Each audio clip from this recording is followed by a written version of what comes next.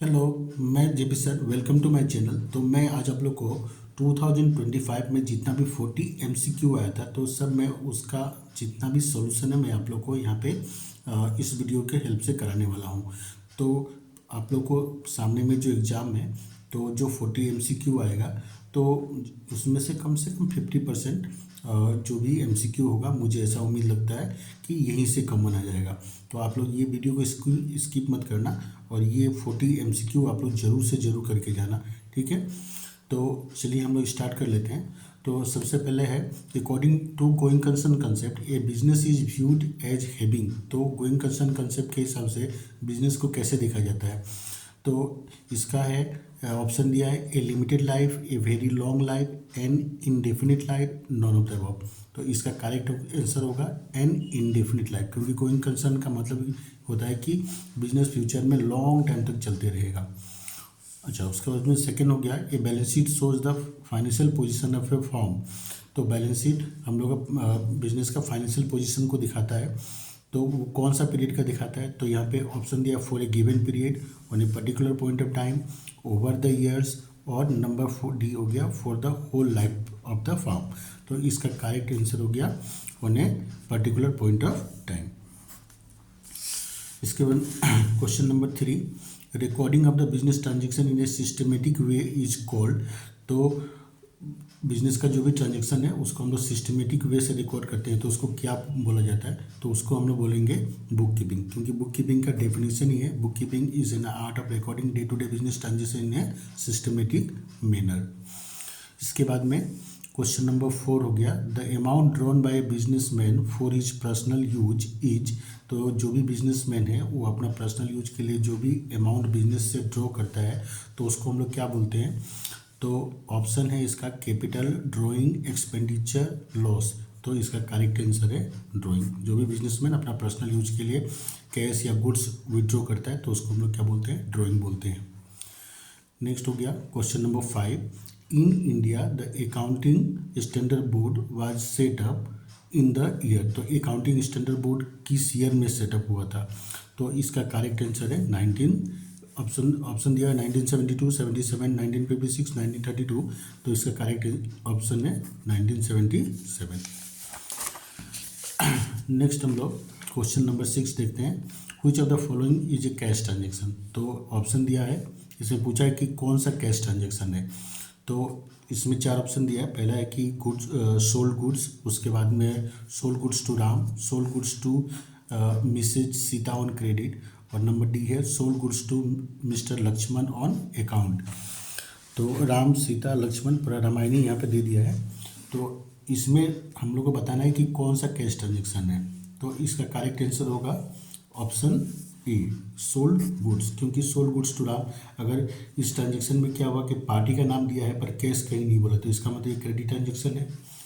Number C हो गया sold goods to Mrs Sita on credit, तो यहाँ पे वो लोग खुद ही बता दिया कि क्रेडिट ट्रांजेक्शन है। उसके बाद में sold goods to Mr Lakshman on account, same यहाँ पे भी वही बात है कि यहाँ पे पार्टी का तो नाम दिया है पर कहीं भी कैश नहीं बोला तो इसको भी हम लोग क्रेडिट ट्रांजेक्शन ही मानेंगे। तो इसका करेक्ट आंसर होगा नंबर ए, सोल्ड गुड्स। इसके बाद में नेक्स्ट है question number 7, ledger is a book of dash in accounting. तो ledger is a book of dash in accounting, तो ऑप्शन क्या क्या दिया है, all non cash transaction, secondary entry, उसके बाद में है ओरिजिनल एंट्री, और उसके बाद में है ऑल कैश ट्रांजेक्शन। तो इसका करेक्ट आंसर होगा ओरिजिनल एंट्री। उसके बाद में question number 8, return of goods by customer is recorded in. तो कस्टमर जो गुड्स रिकॉर्ड करता है तो उसको हम लोग कहाँ रिकॉर्ड करते हैं। तो ऑप्शन दिया purchase book, sales return book, purchase return book. तो कस्टमर अगर गुड्स रिटर्न करेगा तो उसको हम लोग कहाँ दिखाएंगे, सेल्स रिटर्न बुक में। उसके बाद में नेक्स्ट है credit balance of the bank account in the cash book shows. तो हम लोग का कैश बुक में जो बैंक अकाउंट है वो कौन सा बैलेंस शो करता है। अगर क्रेडिट बैलेंस है तो क्या शो करेगा, तो इसका ऑप्शन दिया हुआ है overdraft, cash deposited in our bank, उसके बाद में है cash is withdrawn from the bank, और लास्ट है नॉन ऑफ द अबव। तो यहाँ पे मैं बता दूँ कि अगर हम लोग का बैंक अकाउंट, हम लोग का कैश बुक में बैंक अकाउंट अगर क्रेडिट बैलेंस शो करता है तो इसका मतलब होता है बैंक ओवरड्राफ्ट। तो इसका करेक्ट आंसर होगा नंबर ए, बैंक ओवरड्राफ्ट। उसके बाद में नेक्स्ट क्वेश्चन दिया ड्राइंग्स फॉल्स अंडर। तो ड्राइंग पूछ रहा है कि ये जो 4 अकाउंट दिया है इसमें से किस में आता है। तो पहला है पर्सनल अकाउंट, दूसरा है रियल अकाउंट, नंबर सी हो गया नॉमिनल अकाउंट और नंबर डी हो गया नॉन ऑफ द अबव। तो इसका करेक्ट आंसर है ड्राइंग पर्सनल अकाउंट होता है। इसके बाद में नेक्स्ट नंबर बात करते हैं हम लोग बैंक। क्वेश्चन है number 11, bank reconciliation statement compare से बैंक स्टेटमेंट विद। तो बैंक रिकॉन्सिलिएशन स्टेटमेंट बनाते समय हम लोग बैंक स्टेटमेंट को किससे कंपेयर करते हैं। तो ऑप्शन दिया है cash payment journal, cash receipt journal, financial statement और नंबर डी दिया है कैश बुक। तो हम लोग क्या करते हैं, हम लोग कैश बुक से हम लोग उसको मिलाते हैं हम लोग।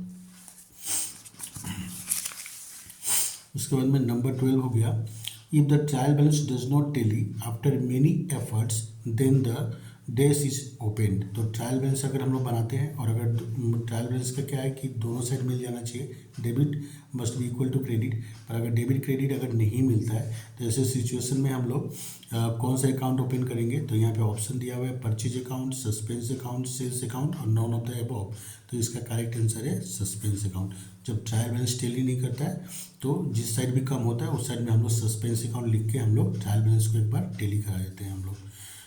उसके बाद क्वेश्चन नंबर 13, तो बोला कि if wages paid for the installation of new machinery is debited to the wages account it is. तो बोला कि हम लोग न्यू मशीनरी का इंस्टॉल किया, न्यू मशीनरी को हम लोग ने इंस्टॉल किया और उसके लिए हम लोग ने वेजेस पे किया। तो वेजेस को क्या हुआ था कि मशीन अकाउंट में हम लोग को डेबिट करना चाहिए था, क्योंकि मशीन जब भी हम लोग परचेज करते हैं तो उसके साथ में जो भी एक्सपेंसेस होता है वो सब क्या होता है कि मशीनरी अकाउंट को डेबिट किया जाता है। पर इसने क्या हुआ, बाय रॉन्गली उसने वेजेस अकाउंट को डेबिट कर दिया। तो यहाँ क्वेश्चन में पूछ रहा है कि ये किस टाइप का एरर्स है। तो ऑप्शन दिया है एरर्स ऑफ कमीशन, उसके बाद दिया है एरर्स ऑफ प्रिंसिपल, उसके बाद नंबर सी दिया है कंपनसेटिंग एरर और नंबर डी दिया है एरर ऑफ ओमिशन। तो इसका करेक्ट आंसर है एरर ऑफ प्रिंसिपल, क्योंकि इसने क्या हुआ कि जो अकाउंटेंसी का फंडामेंटल प्रिंसिपल है उसको उसने नेगलेक्ट करके और उसने मशीन अकाउंट को डेबिट करना चाहिए था, पर उसने क्या हुआ वेजेस अकाउंट को डेबिट कर दिया। तो इसको हम लोग बोलेंगे एरर ऑफ प्रिंसिपल। उसके बाद में नेक्स्ट क्वेश्चन है question number 14, how many methods are there for preparing a trial balance. तो ट्रायल बैलेंस बनाने के कितना मेथड है। तो यहाँ पे ऑप्शन दिया 1 2 3, 1 नंबर बी में दिया है 3, नंबर सी में दिया है 4 और नंबर डी में दिया है नॉन ऑफ द अबव। तो इसका करेक्ट आंसर होगा 3। उसके बाद में नेक्स्ट क्वेश्चन नंबर 15, तो loss of sales of asset is. अगर एसेट को हम लोग ने सेल किया और अगर लॉस हुआ तो हम लोग क्या करेंगे। ऑप्शन दिया है debited to profit and loss account, reflected in trial balance credit side, उसके बाद में रिफ्लेक्टेड इन बैलेंस शीट और नंबर 4 दिया डेबिटिंग इन ट्रेडिंग अकाउंट। तो इसका करेक्ट आंसर होगा debited to profit and loss account. तो अगर हम लोग एसेट को अगर हम लोग सेल करेंगे और अगर कुछ भी लॉस होगा तो हम लोग क्या करते हैं प्रॉफिट एंड लॉस अकाउंट को डेबिट कर देते हैं, क्योंकि debit all losses and expenses and credit all incomes and gains. इसके बाद में हम लोग बात करते हैं question number 16, depreciation is charged on. तो डेप्रिसिएशन किस चीज़ के ऊपर में चार्ज किया जाता है। तो आंसर दिया है करंट एसेट्स, उसका नंबर बी में दिया है फिक्स एसेट, नंबर सी में दिया है both current assets and fix asset और नंबर डी दिया है नॉन ऑफ द अबव। तो हम लोग ने डेप्रिसिएशन चैप्टर में पढ़ा था कि डेप्रिसिएशन हमेशा क्या किसके ऊपर में चार्ज होता है, फिक्स एसेट्स के ऊपर में। तो इसका करेक्ट आंसर होगा नंबर बी फिक्स एसेट्स। उसके बाद में हम लोग क्वेश्चन नंबर 17 देखते हैं। तो क्वेश्चन नंबर 17 में दिया है which of the following method of depreciation is not recognised by income tax law. तो बोला कि कौन सा डेप्रिसिएशन का मेथड है जिसको इनकम टैक्स लॉ रिकॉग्नाइज नहीं करता है। तो ऑप्शन दिया हुआ है नंबर ए में straight line method, number B में दिया है diminishing balance method, number C में दिया है यहाँ पे बोथ SLM एंड DBM मतलब स्ट्रेट लाइन मेथड और डिमिनिशिंग बैलेंस मेथड और नंबर डी में दिया है नॉन ऑफ द अबव। तो इसका करेक्ट आंसर होगा स्ट्रेट लाइन मेथड, क्योंकि स्ट्रेट लाइन मेथड को जनरली इनकम टैक्स लॉ में रिकॉग्नाइज नहीं किया जाता है। वो लोग डिमिनिशिंग बैलेंस मेथड को ही क्या होता है ज़्यादातर रिकॉग्नाइज करते हैं। इसके बाद में हम लोग नेक्स्ट क्वेश्चन नंबर 18 देखते हैं। 18 में बोला कि choose the correct chronological order of A settlement of the following profits from profit and loss account. तो यहाँ पे हम लोग को एक ऑर्डर दिया है जिसको हम लोग को बताना है, करेक्ट क्रोनोलॉजिकल ऑर्डर बताना है हम लोग को। तो ऑप्शन ए में दिया है operating profit, net profit, gross profit. Number B में बोला है operating profit, gross profit, net profit.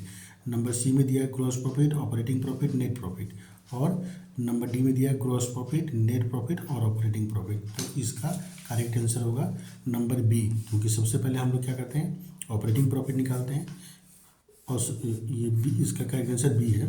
Operating profit निकालते हैं हम लोग, उसके बाद में हम लोग ग्रॉस प्रॉफिट निकालते हैं, फिर बाद में हम लोग नेट प्रॉफिट निकालते हैं। तो इसका जो करेक्ट ऑप्शन है वो होगा B, operating profit, gross profit, net profit.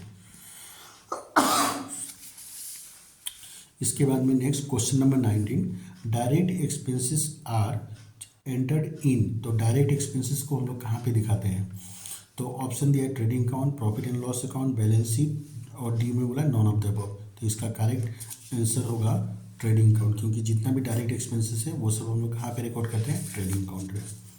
इसके बाद में क्वेश्चन नंबर 20 क्या दिया हुआ है, generally incomplete records are maintained by. तो जो इनकम्प्लीट रिकॉर्ड है उसको कौन लोग मेंटेन करता है? तो ऑप्शन दिया है ट्रेडर, सोसाइटी, कंपनी, गवर्नमेंट। तो इसका करेक्ट आंसर होगा ट्रेडर, क्योंकि सोसाइटी नहीं मेंटेन करता है और कंपनी के लिए तो बिल्कुल अलाउ ही नहीं है, गवर्नमेंट भी मेंटेन नहीं करता है। तो इसका करेक्ट आंसर होगा ट्रेडर। जो स्मॉल ट्रेडर होता है वो लोग जनरली इनकम्प्लीट रिकॉर्ड्स मेंटेन करता है लोग। इसके बाद में नेक्स्ट क्वेश्चन दिया है 21, बहुत ईजी क्वेश्चन है। Liabilities and assets amount ₹50,000 and ₹78,000 respectively, the difference amount will represent। तो बोला यहाँ पे कि लाइबिलिटीज 50,000 है और एसेट्स है 78,000। तो जो 28,000 का डिफरेंस है वो क्या शो करता है, क्या रिप्रेजेंट करता है? तो आंसर दिया क्रेडिटर, डेटर, प्रॉफिट और कैपिटल। तो हम लोग को पता ही है कि assets minus liabilities equal to क्या होता है? कैपिटल। तो इसका करेक्ट आंसर होगा कैपिटल। अब क्वेश्चन नंबर 22 देखते हैं क्या दिया है। Incomplete records mechanism of book keeping is scientific, unscientific. Number C में दिया अनसिस्टमेटिक। नंबर डी दिया बोथ ए एंड बी। तो बोल रहा है यहाँ पे कि इनकम्प्लीट रिकॉर्ड्स मैकेनिज्म जो है बुक कीपिंग का, तो ये क्या साइंटिफिक होता है, अनसाइंटिफिक होता है, या अनसिस्टमेटिक होता है, या बोथ ए एंड बी होता है, मतलब साइंटिफिक और अनसाइंटिफिक। तो इसका करेक्ट आंसर होगा अनसाइंटिफिक।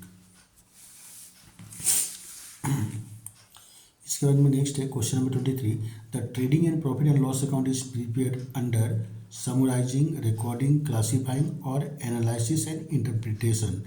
तो trading and profit and loss account हम लोग क्यों बनाते हैं हम लोग? तो इसका करेक्ट आंसर होगा एनालिसिस एंड इंटरप्रिटेशन, क्योंकि ट्रेडिंग अकाउंट बनाएंगे तो हम लोग को पता चलेगा क्रॉस प्रॉफिट कितना है, ठीक है। प्रॉफिट एंड लॉस अकाउंट बनाएंगे तो हम लोग को पता चलेगा कि नेट प्रॉफिट कितना हुआ है हम लोग को। तो हम लोग एनालिसिस एंड इंटरप्रिटेशन इसका करेक्ट आंसर होगा। इसके बाद में नेक्स्ट है which of the following statement is correct, book keeping is a part of accounting. पहला ऑप्शन दिया है। उसके बोला कि नेक्स्ट बोला कि accounting is a part of book keeping. Number C option क्या है, the term book keeping and accounting can be used interchangeably. और नंबर डी दिया book keeping is not a part of accounting, ठीक है। तो इसका करेक्ट आंसर होगा कि book keeping is a part of accounting, ठीक है, क्योंकि बुक कीपिंग जो है वो अकाउंटिंग का पार्ट होता है, क्योंकि बोला जाता है कि where book keeping and accounting start. तो इसका आंसर होगा book keeping is a part of accounting. उसके बाद में क्वेश्चन नंबर 25, बस और ज़्यादा नहीं है, जल्दी ख़त्म हो जाएगा। तो बोला कि a liability arises because of. तो लाइबिलिटी अराइज होता है, क्यों लाइबिलिटी अराइज होता है? तो पहला कि ऑप्शन दिया क्रेडिट ट्रांजेक्शन की वजह से, नंबर बी दिया कैश ट्रांजेक्शन की वजह से, नंबर सी दिया बहुत कैश एंड क्रेडिट ट्रांजेक्शन, और नंबर डी दिया नॉन ऑफ द अबव। तो इसका करेक्ट आंसर होगा क्रेडिट ट्रांजेक्शन, क्योंकि क्रेडिट ट्रांजेक्शन की वजह से क्या होता है कि लाइबिलिटीज अराइज होता है। इसके बाद हम लोग क्वेश्चन नंबर 26 के बारे में बात करते हैं। Which of the following is not the qualitative features of accounting. तो इसमें बोला है कि कौन सा ऑप्शन जो है वो क्वालिटेटिव फीचर्स नहीं है अकाउंटिंग का। तो ऑप्शन दिया है कंप्लीटनेस, रिलायबिलिटी, अंडरस्टैंडेबिलिटी, और नंबर डी दिया है रेलेवेंस। तो रिलायबिलिटी, अंडरस्टैंडेबिलिटी और रेलेवेंसी, ये तीनों ही क्वालिटेटिव फीचर्स होता है अकाउंटिंग का। सिर्फ ये कंप्लीटनेस ये नहीं होता है। तो इसका करेक्ट आंसर होगा कंप्लीटनेस। इसके बाद में नेक्स्ट क्वेश्चन है, the pioneer of accounting is Arthur Field, Gitman, William Pickles और लुका पिसोली। तो ये आप लोगों को पता ही होगा कि अकाउंटिंग का मतलब इन्वेंशन किसने किया था। तो इसका करेक्ट आंसर होगा लुका पिसोली। इसके बाद में नेक्स्ट क्वेश्चन में हम लोग 28 नंबर क्वेश्चन देखते हैं क्या दिया है। Which of the following accounts will be credited if machinery is purchase for cash. तो अगर मशीनरी को हम लोग कैश में परचेज करते हैं तो कौन सा अकाउंट क्या होगा, क्रेडिट होगा। तो बस इसका सीधा सा बात है कि मशीनरी परचेज का हम लोग जनरल एंट्री याद कर लेंगे तो बस काम बन जाएगा। तो मशीनरी हम लोग परचेज करते हैं कैश में, तो जनरली क्या होता है, machinery account debit to cash account. तो क्वेश्चन में क्या बोला है कि कौन से अकाउंट को हम लोग क्रेडिट करेंगे। तो यहाँ पे क्रेडिट क्या होगा, मशीन तो डेबिट होगा तो क्रेडिट क्या होगा, कैश अकाउंट। उसके बाद में नेक्स्ट क्वेश्चन नंबर 29 देखते हैं। Amortisation refers to writing off. तो एमोटाइजेशन जो है वो किसके लिए यूज होता है। तो पहला दिया है option depleting assets, number B दिया वेस्टिंग एसेट्स, नंबर सी दिया इंटेंजिबल एसेट्स और नंबर डी दिया फिक्टिटियस एसेट्स। तो इसका करेक्ट आंसर होगा number C intangible assets. Intangible assets के लिए हम लोग एमोटाइजेशन वर्ड यूज करते हैं हम लोग। इसके बाद में question number 30, a person who owes money to the firm is called. तो जिस पर्सन से हम लोग को पैसा मिलना है उसको हम लोग क्या बोलेंगे, तो उसका आंसर होगा डेटर। इसके बाद में नेक्स्ट है question number 31, out of the following which is not a provision. तो यहाँ पे हम लोग को 4 ऑप्शन दिया है, उसमें हम लोग को बताना है कि कौन सा प्रोविजन नहीं है। तो पहला है प्रोविजन फॉर डाउटफुल डेट, तो ये तो प्रोविजन है। Provision for discount on debtor, ये भी प्रोविजन है। नंबर 3 दिया है डिविडेंड इक्वलाइजेशन रिजर्व, तो ये प्रोविजन नहीं होता है, ये रिजर्व होता है, यहाँ पे लिखा हुआ भी है रिजर्व। और नंबर डी दिया है प्रोविजन फॉर डिविजन। तो ए, बी और डी ये तीनों का तीनों प्रोविजन है। नंबर सी इसका करेक्ट आंसर होगा क्योंकि ये प्रोविजन नहीं रिजर्व है। इसके बाद हम लोग क्वेश्चन नंबर 32 देखते हैं क्या दिया है। The term financial statement covers. तो बोला कि फाइनेंशियल स्टेटमेंट किस किस चीज़ को कवर करता है। तो पहला profit and loss account correct है, कवर करता है। Balance sheet and profit and loss account correct है, इसको भी कवर करता है। Balance sheet and profit and loss operation account, इसको भी कवर करता है वो। तो और नंबर डी दिया ऑल ऑफ द अबव, तो इसका करेक्ट आंसर होगा ऑल ऑफ द अबव, क्योंकि फाइनेंशियल स्टेटमेंट में प्रॉफिट एंड लॉस अकाउंट भी आता है, profit and loss operation account भी आता है और बैलेंस शीट भी आता है। तो इसका आंसर होगा ऑल ऑफ द अबव। इसके बाद में नेक्स्ट क्वेश्चन में हम लोग बात करते हैं, how would revenue from sale of goods and services be classified. तो गुड्स को अगर हम लोग सेल करेंगे या सर्विसेज देंगे तो रेवेन्यू को हम लोग कैसे क्लासीफाई करेंगे। तो ऑपरेटिंग आउटफ्लो, तो ऑपरेटिंग आउटफ्लो होने से रेवेन्यू कैसे होगा। उसके बाद में है ऑपरेटिंग इनफ्लो, उसके बाद में ये दिया है यहाँ पे नेक्स्ट ऑप्शन दिया है इन्वेस्टिंग इनफ्लो और फाइनेंसिंग इनफ्लो। तो इसका आंसर होगा ऑपरेटिंग इनफ्लो, क्योंकि ऑपरेटिंग इनफ्लो होगा तो ही जाके हम लोग को क्या होगा, रेवेन्यू होगा। इसके बाद में नेक्स्ट क्वेश्चन नंबर 34 बोलेंगे which of the following would not affect bank reconciliation statement. तो बोला कि यहाँ जो ऑप्शन दिया है उसमें से कौन सा ऐसा ऑप्शन है जो बैंक रिकॉन्सिलिएशन स्टेटमेंट को अफेक्ट नहीं करता है। तो पहला दिया डिसऑनर्ड चेक, तो ये तो अफेक्ट करता है। डिस्काउंट रिसीव ये नहीं करता है, ठीक है। और भी देख लेते हैं ऑप्शन क्या है, बैंक इंटरेस्ट ये भी करता है। और नंबर डी हो गया चेक नोट परसेंटेज, तो ये भी करता है। तो इसका करेक्ट आंसर होगा डिस्काउंट रिसीव्ड। तो ये ऐसा है जो बैंक रिकॉन्सिलिएशन स्टेटमेंट को अफेक्ट नहीं करता है। इसके बाद में हम लोग नेक्स्ट बात करते हैं हम लोग क्वेश्चन नंबर 35 का, overdraft means dash balance of cash book. तो ओवरड्राफ्ट का मतलब क्या होता है, क्लोजिंग, डेबिट, ओपनिंग और क्रेडिट। तो ओवरड्राफ्ट का मतलब होता है क्रेडिट बैलेंस, ठीक है। जब भी क्रेडिट बैलेंस शो करता है कैश बुक तो हम लोग उसको क्या बोलते हैं, ओवरड्राफ्ट बोलते हैं, ठीक है। उसके बाद में रेंट पेड इज ए, तो रेंट पेड क्या है। तो यहाँ पे 4 ऑप्शन दिया, personal account, real account, nominal account और लायबिलिटीज अकाउंट। तो रेंट हम लोग को पता ही है कि नॉमिनल अकाउंट होता है, क्योंकि जितना भी लॉस और एक्सपेंसेस है वो सब किस में आता है, नॉमिनल अकाउंट में आता है। और रेंट हम लोग पेड करें तो इसका मतलब एक्सपेंसेस है, तो that means rent paid is a nominal account. उसके बाद में next question number 37, recording is made in journal proper. तो जनरल पेपर में हम लोग क्या क्या रिकॉर्ड करते हैं, तो पहले दिया ओपनिंग एंट्रीज, फिर दिया B closing entries, number C दिया एडजस्टमेंट एंट्रीज और नंबर डी दिया ऑल ऑफ द अबव। तो इसका करेक्ट आंसर होगा ऑल ऑफ द अबव, क्योंकि जनरल पेपर में ओपनिंग एंट्रीज भी आता है, क्लोजिंग एंट्रीज भी आता है और ये एडजस्टमेंट एंट्रीज भी हम लोग करते हैं। तो इसका करेक्ट आंसर होगा ऑल ऑफ द अबव, क्योंकि जनरल पेपर में क्या होता है कि जो भी मतलब केस बुक और दूसरे जो सब्सिडियरी बुक है वहाँ पे रिकॉर्ड नहीं होता है, वो सब हम लोग क्या करते हैं जनरल प्रॉपर में रिकॉर्ड करते हैं हम लोग। तो ये ओपनिंग एंट्रीज, क्लोजिंग एंट्रीज और एडजस्टमेंट एंट्रीज सब जनरल प्रॉपर में ही रिकॉर्ड किया जाता है। नेक्स्ट हम लोग क्वेश्चन नंबर 38 देखते हैं। तो 38 क्वेश्चन में क्या बोला है, the sales book is a part of journal, trading account, balance sheet, ledger. तो सेल्स बुक किसका पार्ट है, तो सेल्स बुक क्या है, जर्नल का पार्ट है, क्योंकि जर्नल को ही क्लासीफाई कर दिया गया तो इसलिए हम लोग सेल्स जर्नल, परचेज जर्नल भी हम लोग बोलते हैं। तो सेल्स बुक क्या है, जर्नल का पार्ट है। उसका नेक्स्ट क्वेश्चन नंबर 39 दिया है, purchase of furniture on credit is recorded in. तो फर्नीचर को क्रेडिट में परचेज किया गया है, तो ये कौन सा अकाउंट में रिकॉर्ड होगा, तो पहला ऑप्शन दिया है जनरल प्रॉपर, दूसरा दिया है सेल्स बुक, नंबर सी दिया है कैश बुक और नंबर डी दिया है परचेज बुक। तो इसका करेक्ट आंसर होगा जर्नल प्रॉपर, क्योंकि फर्नीचर हम लोग क्रेडिट में परचेज किया। अगर कैश में परचेज करते तो क्या होता कि वो कैश बुक में चला जाता, और उसके बाद में अगर फर्नीचर अगर हमारे लिए गुड्स होता तो फिर वो सेल्स बुक या परचेज बुक में परचेज बुक में आ जाता। तो इसका करेक्ट आंसर है जर्नल प्रॉपर। अब लास्ट क्वेश्चन एक बचा हुआ है, उसको भी हम लोग देख लेते हैं। तो ये क्वेश्चन बहुत ही इंपॉर्टेंट और कॉमन क्वेश्चन है, हमेशा पूछते रहता है। Trial balance is an. तो ट्रायल बैलेंस क्या है, अकाउंट है, स्टेटमेंट है, इंफॉर्मेशन है, नॉन ऑफ द अबव, मतलब कुछ भी नहीं है। तो इसका करेक्ट आंसर होगा स्टेटमेंट।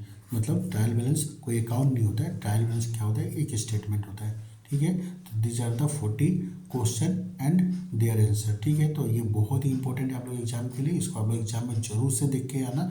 इसको यहाँ से अच्छा खासा क्वेश्चन आप लोग को MCQ में कॉमन पड़ सकता है। ठीक है, तो आप लोग को अगर वीडियो अच्छा लगे तो ज़रूर से लाइक करना, अपने फ्रेंड सर्कल में इसको शेयर करना और मेरे चैनल को सब्सक्राइब करना मत भूलना, क्योंकि आप लोग को आगे फ्यूचर में ये चैनल बहुत ही हेल्प करने वाला है। सेकेंड ईयर में भी आप लोग को बहुत हेल्प मिलेगा इससे। ठीक है, मिलते हैं हम लोग नेक्स्ट वीडियो में, तब तक के लिए bye bye and all the best for exam.